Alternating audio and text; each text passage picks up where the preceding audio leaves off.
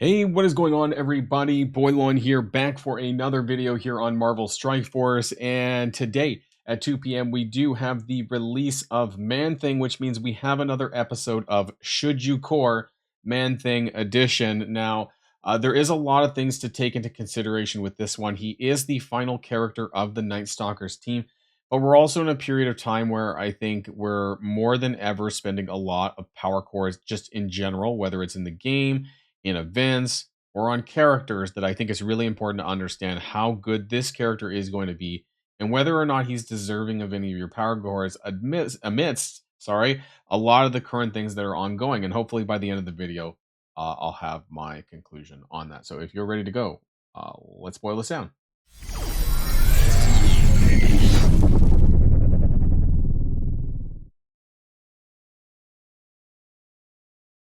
Now, I do want to very quickly do a recap of Man-Thing's kit, because I know that when people hear about the kits, like a month before the characters come out, a lot of people don't really think about what they do. And so we're here to talk about what Man-Thing does and whether or not is that good. So he obviously has all of these tags here above. I do want to point out, though, he is a global character. The rest of the Night Stalkers are Hero City, with the exception of Agatha, of course.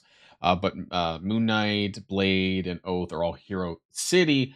So he's quite different than the rest as far as like Dark Dimension and things like that. He would be standalone. You would not really get the synergy unless, I suppose, you could use in DD7 anyways, you could use Man-Thing and Agatha together, but that would be about it.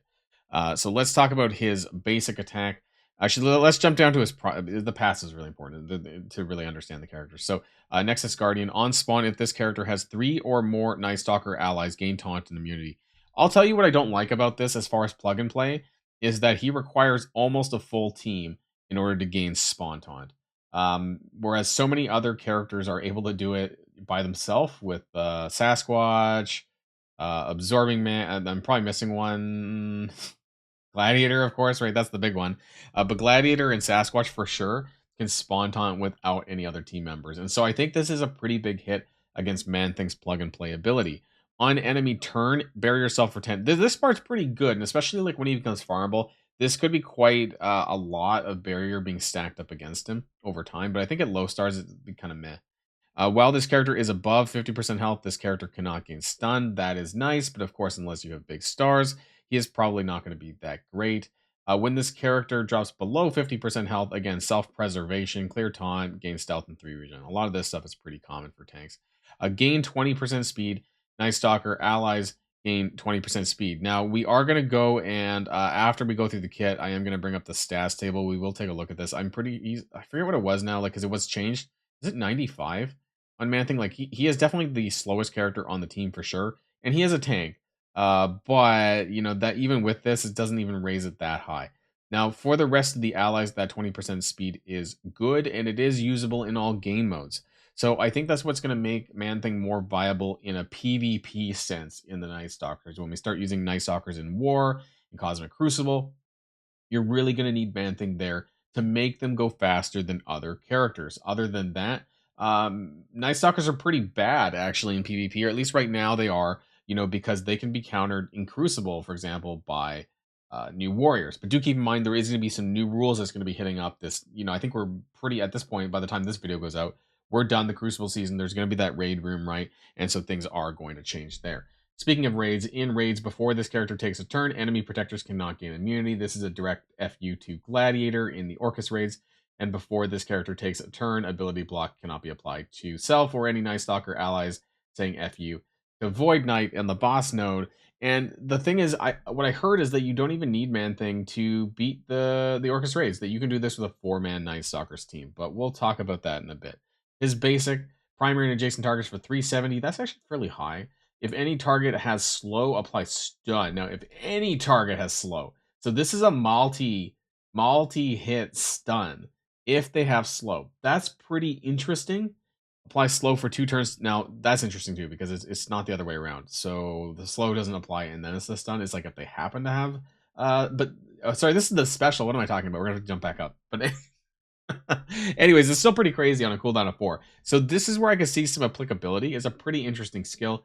Clear all negative effects from self and all Night Stalker allies. What I don't like about this is it's not at the top.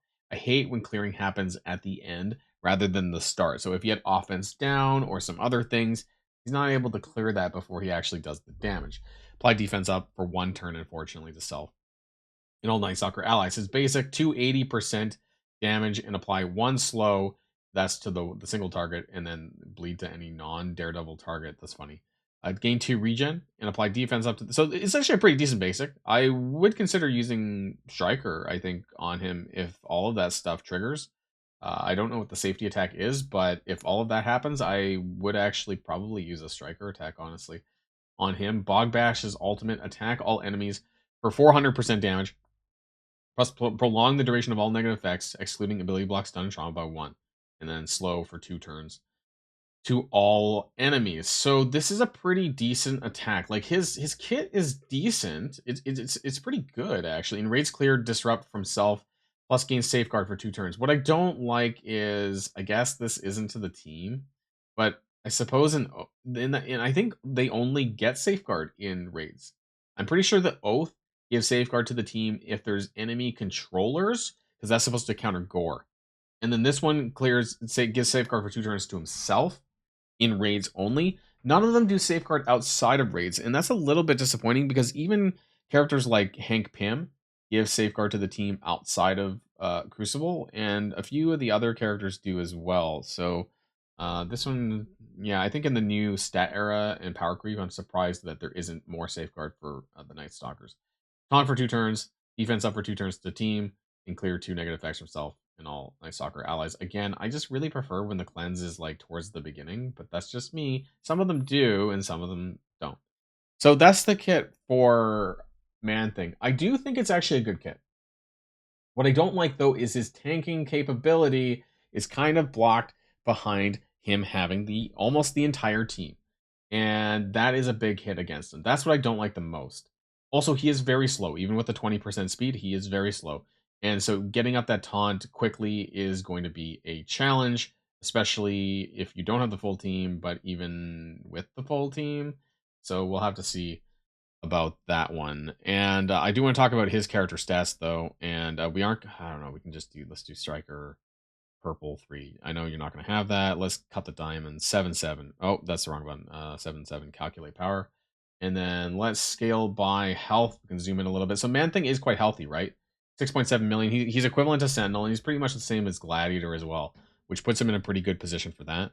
As far as his damage goes, he is in the top 10, actually. He's right there, tied with Scientist Supreme of all characters. So that's still a pretty strong, it's a pretty high damage stat for a tank character. So that's fine there. He is higher than Gladiator, actually, who's now ranked at 15 in damage stats. So that's pretty interesting. His armor is also number 2. He has higher armor than Gladiator. So by about 20% or so higher than Gladiator, which is pretty interesting because when he's at higher stars with that barrier, I think it's going to be pretty good. His focus, on the other hand, where are we at? We're not in the top 10, so I'm going to have to actually go looking for him. Man Thing, number 18 on focus, so it is what it is there. Similar to Sentinel, and actually the exact same stat as Sentinel, Omega Sentinel, and Blade. And then finally we have the resist stat. He is number 5. So pretty solid tank stats here. Resist number 5. Armor's really great. Health is really good. So he's definitely doing his job. It's just his speed, though. I know that he's a tank. It's just not, and I know he's a blob, right? More or less, he's just a big giant swamp blob. But 95 plus 20%, it's like an extra, I believe it should 9.5 times 2, 19 plus 95. So this was that 114. So it's pretty slow. It's actually tied with Agatha, which is the funny. Oh no, I guess with the passive it'll be higher than that. But 114 is not good. He's still going to be pretty much last in every instance. So I don't. It's good because he doesn't even spawn with safeguards. So that's another issue too. There's just a lot of issues I have with his like spawn turn 1 kind of stuff, and I don't know how that's gonna go. And that's my biggest issue with Man Thing. So yeah, kind of as far as tanks go, doesn't get the spawn taunt. That really bothers me a little bit. And I do want to talk about his gear while we're here. And he is a superhuman serum, aka SO2. I have a lot of this. There's not like any characters that really use this at this time. So you should be pretty decent on that. And he does use a lot of defensive G19s, which is great. the armor and the resistance piece, because you almost never get to use these for characters. So I may in fact G19 him when I get him, but I'm probably not going to go out of my way to unlock him early. So that's kind of something that I want to talk about. I want to talk about all the things that we're currently doing with our power cores and whether or not you should core for him, because you got to really take this into consideration. Yes, I have a shit ton of cores on my main account, but it's not necessarily something that I want to devote to Man Thing. We know that there's some other characters who could be more valuable coming down the pipeline. Zombie Scarlet Witch, who is going to be coming pretty soon, which probably is going to involve some degree of coring. And then we have the Astral team after that as well. But even right now, we have the Candy Store and we have Captain Britain. Now, you may at this point have seen a blog post related to extra shards coming your way for Captain Britain in the form of a battle pass and a strike pass in mid-November.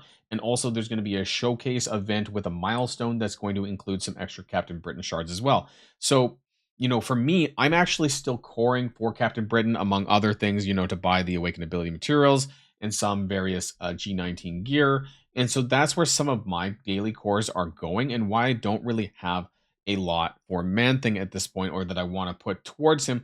There's also a lot of events coming right now, or these days, I suppose, that require a lot of cores. A lot of the events have required you to do anywhere from 200 to 400 cores a day. Swamp Showdown, all of them have showcase energy involved in their events. Swamp Showdown has ISO 8, and the event before that, if it's still in here, Twilight Vigil, required campaign energy, right? So some people did core anywhere from 200 to 400 cores a day on events. And then now we have the Candy Store with possibly Captain Britain shards if you want to do that as well. So there's so many ways of sucking your power cores right now.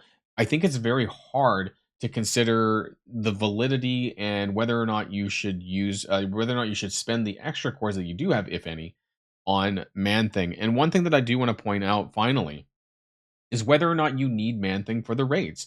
And from what I hear from a lot of people, I'm going to start with the end game, right? If you have Odin or you have Mephisto and you're on your way to Odin, if you think you're going to have Odin within the next month, I wouldn't core for Man Thing, because Odin just sims all of the Orcus raids up to D3, to the point where I think that they're actually probably on the next Orcus raid they're going to restrict mythic characters, because I think it's too powerful, and otherwise the mystic section will be just absolutely insane if it requires you to have Odin. So I don't think that they want that. The second thing is that for players like my alt account, I am going to have Oath unlocked pretty soon, so I have been coring for Oath. And I have been told from my Baby Alliance and people in there that if you have a 4-piece Night Stalker team, even without Mephisto, that you're able to clear the Orcus nodes on the Mystic section, at least up until D2. I don't know about D3 necessarily, but and then if you do have Mephisto in there to slide in there, then you will have an easy time even up to D3. So you don't need Man Thing to clear, these nodes, which is interesting. It's kind of like how Omega Sentinel, I think, felt with Orcus. So you didn't really need Omega Sentinel. If you wanted to manually play the raid nodes, you could still clear it, because I'm clearing tech with Sentinel and Nimrod at difficulty 3, and that's not a problem. I don't even have Omega Sentinel unlocked yet on this account, so yeah, I haven't even done that. And so I feel there's a lot of correlation between Man Thing and Omega Sentinel.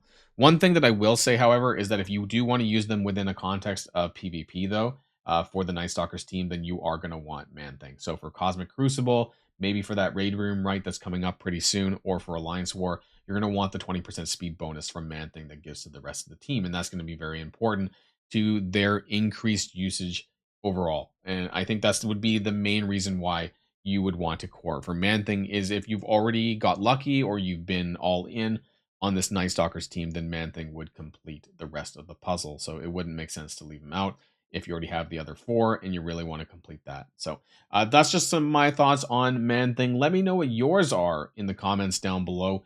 Will you be power coring for Man Thing or not? I'm personally going to be giving this one a pass, but that's because of my situations.